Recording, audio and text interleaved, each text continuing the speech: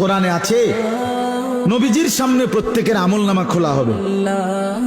ওয়াজিনা বিকা আলা হাউলাই শাহীদা, নবীজিকে আল্লাহ বলছে আপনার সামনে উপস্থিত রাইখা আমি দেখাবো।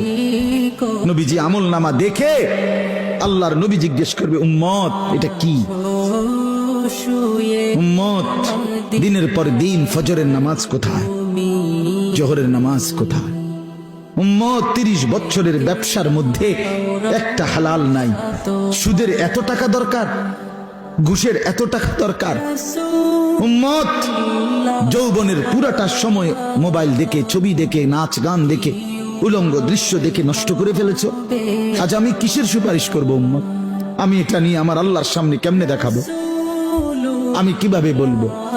হযরত মাওলানা তারিক জামিল সাহেব বলেন হাসরের ময়দানে নবীজি, আহা বাপ শুনেন শেষ কথা, হাসরের ময়দানে নবীজি নিজের পিঠ মোবারক চাদর সরায়ে ফেলবেন আর উম্মতকে দেখায় বলবেন উম্মত দেখ না আমার পিঠ চালনির মতো ছিদ্র ছিদ্র, তায়েফের পাথরের আঘাতে আমি এই পরিমাণ ব্যথা পাইছি, আহত হয়েছি, রক্তাক্ত হয়েছি, মৃত্যু পর্যন্ত আর আমার ছিদ্রগুলো আর গোশত দিয়া পুরায় নাই।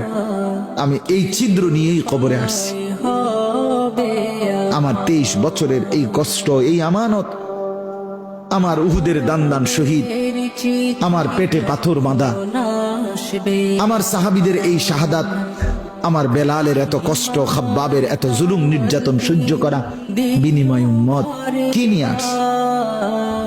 কি নিয়ে আসছে? জিন্দেগি কোনো কদর করলেন না।